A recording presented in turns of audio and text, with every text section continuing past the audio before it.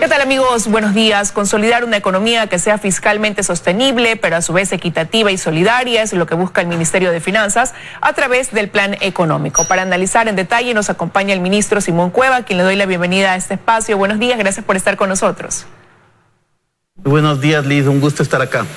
Ministro, bueno, se cumple un mes ya en funciones de este gobierno y se ha dicho que todavía se está poniendo en orden las finanzas.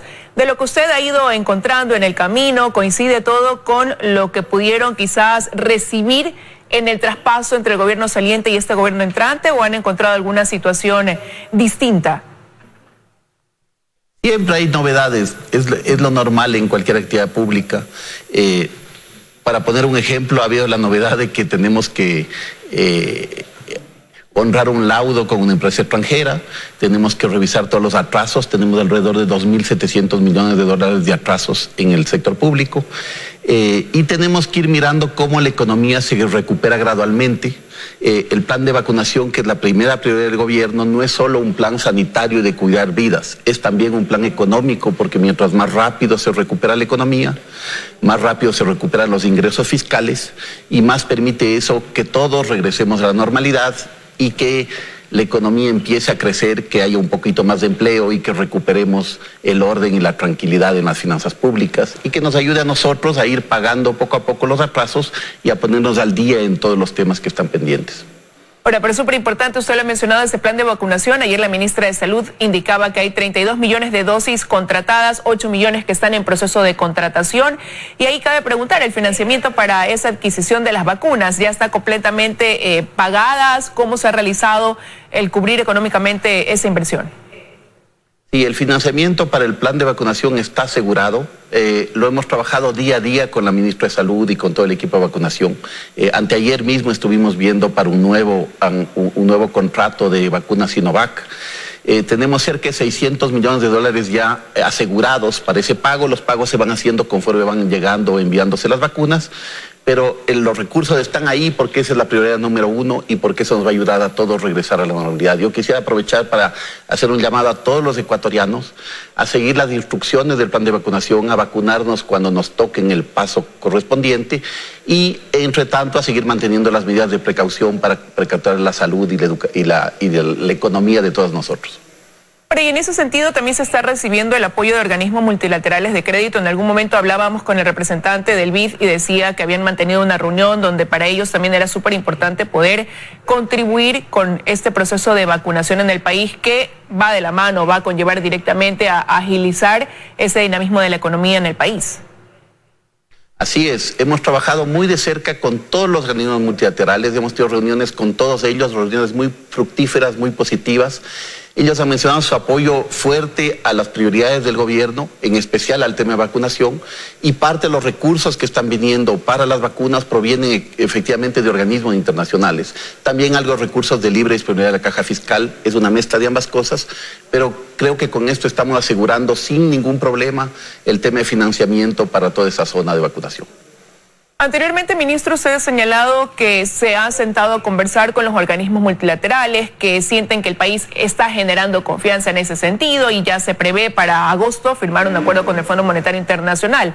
Las condiciones en las que se llegó a un acuerdo anteriormente eran otras en el país. Hay una diferencia marcada ahora en ese sentido. Considerando eso, ¿hacia dónde apuntaría la revisión de ese acuerdo con el Fondo Monetario Internacional? ¿Hacia dónde iría dirigida la nueva propuesta por parte del país?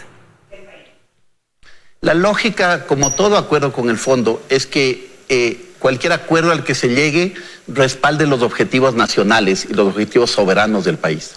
El gobierno tiene varias prioridades claras de política y el acuerdo tiene que respaldar esas prioridades claras de política.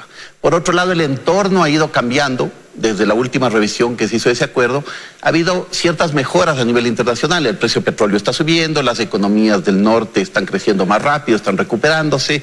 A nivel local se empieza a ver señales de recuperación económica. Las recaudaciones, por ejemplo, o las ventas internas que medimos a través de las estadísticas del SRI están creciendo comparado con el año pasado en 14% al último número.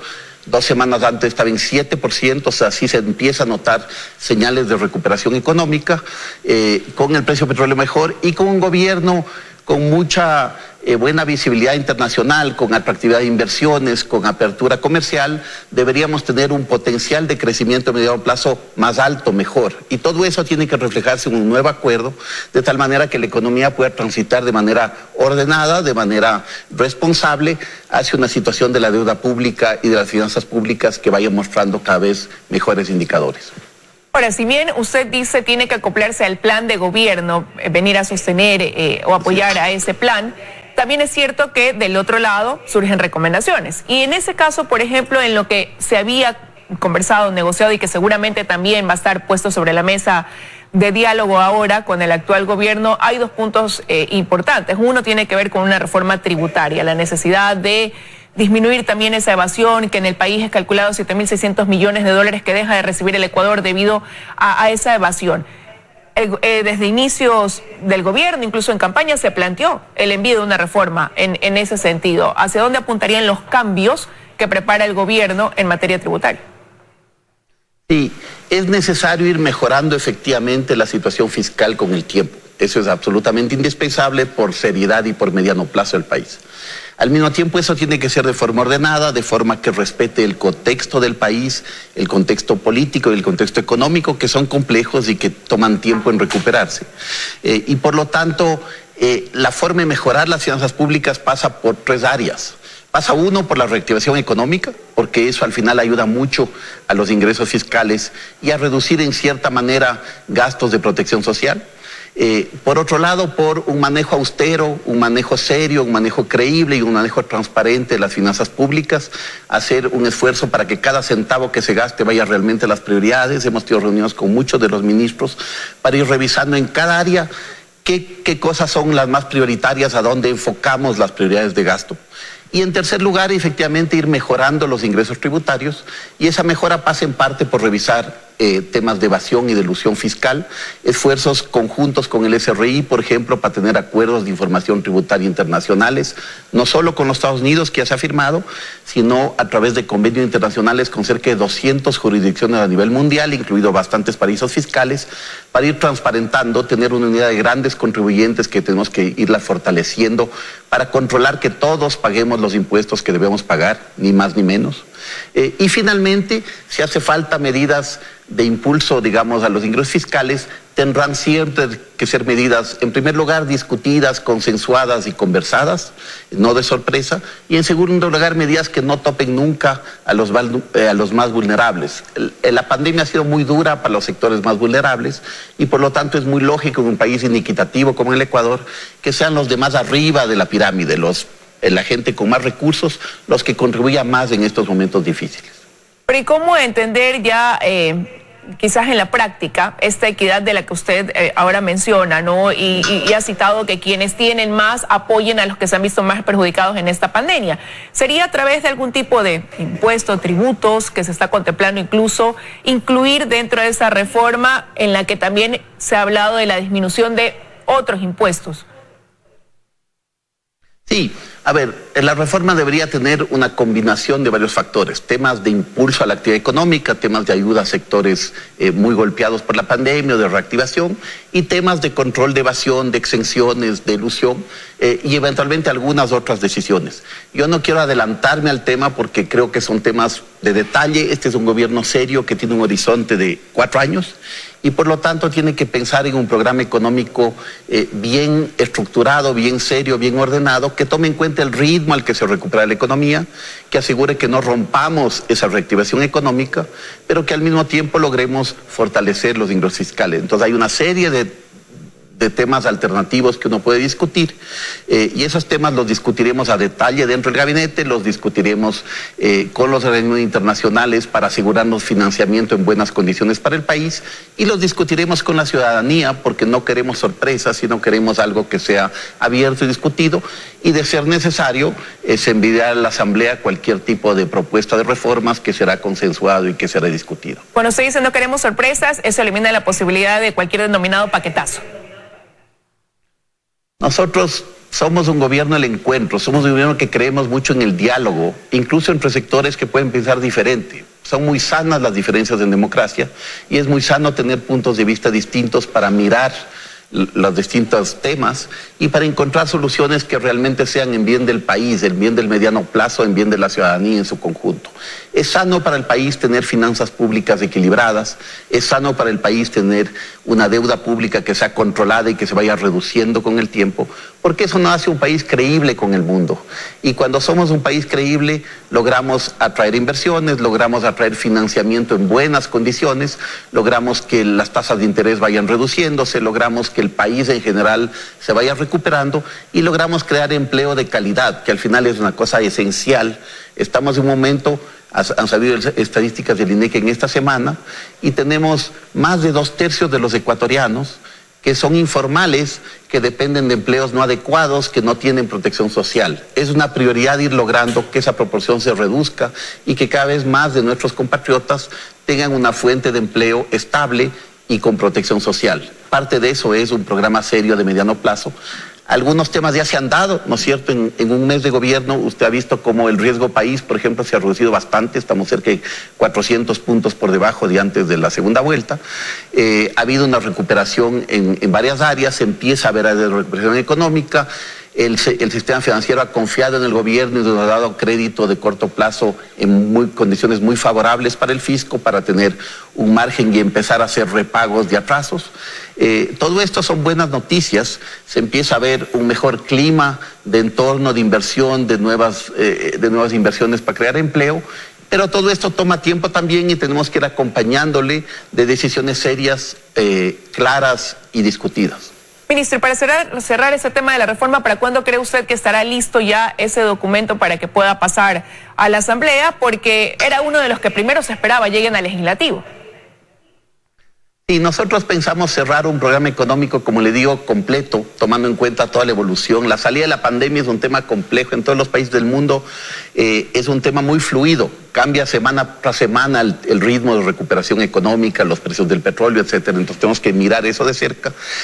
Nosotros creemos que hasta fines de agosto deberíamos tener, por un lado, un programa cerrado, el acuerdo con los organismos internacionales, asegurado financiamiento en buenas condiciones para cubrir las necesidades del fisco, creo que más o menos alrededor de ese momento será el buen momento para discutir y para enviar cualquier tipo de reforma que sea necesaria. Y regresando a esta negociación del acuerdo con el Fondo Monetario, yo le decía que uno de los puntos que están sobre esa mesa siempre tiene que ver con esta reforma tributaria, pero que hay otro tema que también está dentro de esas sugerencias que forman parte del acuerdo de la contraparte, y una es también siempre la revisión de subsidios. ¿Cuál es su posición en torno a ese tema, ministro? Sobre el tema de subsidios, transportistas ha sido muy claro, ¿no es cierto? Generalizados, por una buena razón. Los subsidios generalizados, por ejemplo al diésel o a la gasolina, son subsidios que tienden, y hay muchos estudios técnicos al respecto, que a favorecer a los de más arriba, a canalizar muchos recursos. País inequitativo como el Ecuador. Más sano es ir llegando a tener subsidios focalizados que realmente vayan donde más necesitan. Y el acuerdo con el sector del transporte, y como parte de diálogos permanentes que tenemos con ellos, es ir diseñando un mecanismo serio, un mecanismo confiable, un mecanismo eficiente de subsidios focalizados. Esa es la idea de ir trabajando hacia ello. Con la dirección del presidente Lasso hemos trabajado en ese tema y lo seguiremos haciendo para lograr buenas soluciones en ese aspecto. Para hablar del destino también de los recursos petroleros, ya usted lo mencionaba, y ahí quisieron dar un poco, ¿no? Para este año se prevé un ingreso en este 2021 de 4.500 millones de dólares, lo que marca 1.900 millones, hablando de cifras cerradas, más en relación a lo que se obtuvo en el 2020. ¿Cuál va a ser el destino, hablando, como digo, del buen manejo de estos recursos? A ver, en parte los ingresos petroleros efectivamente van a mejorar en la segunda mitad del año. Es una mejora gradual, no es tan rápida por varios motivos. Uno, porque el precio de los derivados de petróleo, al comienzo, cuando hay una subida, tienden a subir más rápido que el precio del crudo, y por lo tanto el costo de importar derivados tiende a comerse un poquito la parte de ingresos petroleros. Dos, porque hay ciertas inversiones en el sector petrolero que hay que hacer para mantener el ritmo y el volumen de producción. Tres, porque hay ciertos contratos con compañías privadas que tienen unas cláusulas que se llaman carry forward, que hacen que cuando el precio está muy bajo se acumule obligaciones con esas compañías y cuando el precio suba se empieza a repagar. Entonces al comienzo de la subida del precio todavía no se ve para el fisco parte de esos recursos. Eso no quita que efectivamente con precios más altos de petróleo en neto sí va a recibir un poco más de plata de la caja fiscal. Sin embargo, los recursos tributarios, los recursos no petroleros todavía están muy bajos por el efecto de la pandemia y la actividad económica. En neto todavía vamos a tener recursos más bajos que en el año 2009, incluso antes de la pandemia, para decir la dificultad de la salida. Todos estos recursos se destinan en prioridad a las grandes prioridades del gobierno, a los temas de salud, de vacunación, de primera línea de atención, de educación, de seguridad, de desnutrición infantil y a los programas de transferencias sociales. Se ha hecho un esfuerzo muy grande para que las transferencias sociales cubran a un número creciente de familias. En este mes más o menos estamos cubriendo a 450,000 familias más que lo que cubríamos el año pasado a la misma fecha, ¿de acuerdo? Y eso lo que representa es un progreso para que más personas que dependen del día a día tengan un apoyo en estos momentos de crisis. Entonces esas son las prioridades de gasto. Y efectivamente en el resto de áreas tenemos que tener un control muy austero del gasto para lograr que, pese a la situación complicada, vayamos cumpliendo las obligaciones. Se nos va cortando el tiempo, pero no quiero dejar de preguntarle también por las deudas que ustedes asumen ahora como gobierno, con los GATS, jubilados, proveedores, tienen deudas con el IES. ¿Cuál es ahí la estrategia, no? Esos compromisos que van asumiendo, sé que están manteniendo diálogos con estos sectores, pero ya esa parte que viene, como digo, esperando y esperando, ya también en algún momento dice, bueno, ¿cuándo? Sí, tenemos efectivamente cerca de 2.700 millones de dólares de obligaciones y de deudas y de atrasos de pago. Es bastante, ¿no es cierto? Y hemos ido revisando, hemos ido conversando. Yo tuve un diálogo con AME, con los directivos de AME y un buen número de alcaldes y alcaldesas del país, anteayer me parece. Y hemos acordado tener una mesa técnica para discutir en detalle los números, para asegurarnos que estamos hablando exactamente de las mismas cifras, pero también para ir progresando en los pagos. De 2 semanas para acá, para darle un ejemplo, estábamos atrasados en todo el mes de mayo de pagos a los GATS. Ya hemos pagado a todas las juntas parroquiales, hemos pagado a todos los GATS pequeños y medianos, que son los que más tienen dificultades de caja, y estamos buscando hasta fin de mes cerrar el atraso hasta mayo con los GATS grandes, para dar un ejemplo de que estamos progresando en eso. Estamos pensando también en algún sistema a futuro para evitar que se siga atrasando los pagos de devolución del IVA de los GATS, tener un sistema en el cual hay una cuenta un poquito separada en la cuenta única, de tal manera que los recursos que vengan de ahí se reserven en esa cuenta y nos aseguren un repago a los GATS más rápido y más expedito que en el pasado. Entonces hay varias fórmulas que estamos viendo dentro de las limitaciones de la caja fiscal para ir cumpliendo con esas obligaciones. No es perfecto, tenemos que ir de a poco porque la situación no es fácil, pero sí estamos mostrando claramente voluntad de hacerlo con honestidad, con transparencia y con diálogo para ir logrando avanzar en eso. Sobre el tema del IES, estamos esperando que todas las autoridades nuevas del IES estén ya en funciones y nombradas para sentarnos a conversar también las mejores formas de cumplir los pagos, pero honraremos la obligación del Estado. Este es un gobierno que cree en las obligaciones, que es serio y que va a cumplir las distintas obligaciones del Estado. Ministro, nos quedan 30 segundos, pero no quiero dejar de preguntarle, entramos ya al segundo semestre del año, ¿cuál es la proyección para terminar este 2021? A ver, la última proyección de crecimiento del Banco Central es de 2,8% de crecimiento de la economía. El año pasado la economía cayó en 7,8% de caída. Entonces, la recuperación es gradual este año. Es probable, pensamos nosotros, que dado los indicadores más recientes, podamos incluso lograr crecer un poquito más que eso. Todavía es un poco temprano para dar una cifra revisada, pero creemos que al ritmo que vamos y con la confianza que va inspirando este gobierno y con la capacidad de ir generando muy buenas relaciones con el sector privado y una atractividad de nuevas inversiones y de nuevos empleos, deberíamos ir saliendo de la pandemia. Y con el esfuerzo grande de toda la ciudadanía para acompañarnos en este plan de vacunación que es esencial para todos y que yo vuelvo a resaltar, por favor a todos contribuyamos con eso porque eso nos ayuda a todo el Ecuador a salir bien y a salir juntos de esa situación complicada. Quiero agradecerle, ministro Simón Cueva, que haya estado esta mañana con nosotros en los desayunos de 24 horas y le deseo que tenga un buen día. Muchas gracias, Liz. Un gusto a las órdenes. Gracias. Vamos a ir a una pausa y al regresar precisamente estaremos hablando del plan de vacunación. Lo haremos con el doctor Esteban Ortiz, él es médico, investigador, hablaremos qué está pasando, que hay este ausentismo, eficacia de las vacunas, las nuevas variantes. Ya regresamos.